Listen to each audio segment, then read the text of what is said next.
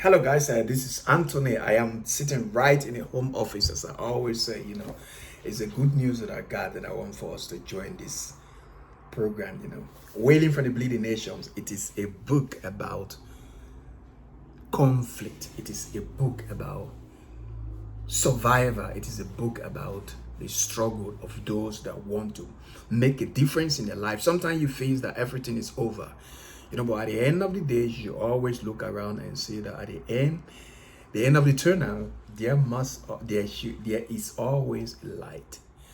For over 15 years, I've been doing research about the conflict that the previous, or like the gun conflict in Liberia and Sierra Leone. I happened to live within these two countries during the 90s, during my teenage, and there was a lot of struggle. There was a lot of persecution. It was a state of anarchy. See young people die. Some people, they went and become child soldiers. But I always had three questions in my mind in those days. One of those questions was, what will happen if I pick up arms and I'm fighting for a warlord and I die? What's going to happen to me? I'm already dead. I'm already dead. So there's nothing else that I can do about that. Then the next question was, where are the children of these people who call themselves warlords that we going to put our life on the stake for them? The answer to that question is, their children are not even nowhere to be found. They are in abroad. They are in some of these Western countries, They are enjoying life while they are encouraging you and me to go and protest, to go and die on their behalf for their own personal greed, so that they will be politicians.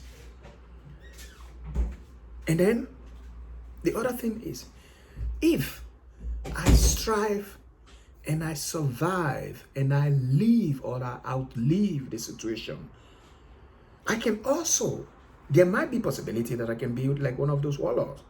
So why would I put my life at the stake, risk for me to fight for someone who have no human feeling or human dignity for my life? Any politician that really value themselves, they value their society, and want to see progress in their society, I think they should use the ballot box instead of mobilizing youth for them to go and protest, for them to pick up arms and fight on their behalf. No, I don't believe in those kind of statements. And this Wailing from the Bleeding Nations, which is the first book in the series, that trilogy that is coming out by December, the second book is going to be out, and the first quarter of 2023, the third book is coming out. I want for you to grab your copy now. Wailing from the Bleeding Nation, the battlefield where the war is in plan. Imagine. Whenever I talk about this book, I always like to mention the Ukrainian situation, because the same crisis that Ukraine find themselves in today is the same situation that we used to be in those days.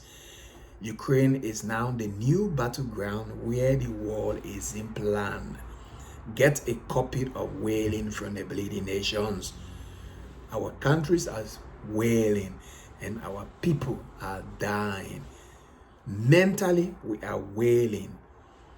Our society, everything is in chaos. We know. If you read, you will see what some of us use, what were the mechanism, what were the technique, what were the survivor kit that I have, and a group of people that have been around with that they use for them to survive, that give them the positive mindset for them to be themselves, for them to outlive the war, for them not to be tricked, for them not to allow themselves to be indoctrinated to become child soldier, or that help us to maneuver it within the society and for us to be here today. Wailing from the Bleeding Nations, the battlefield where the war is in plan, have the solution.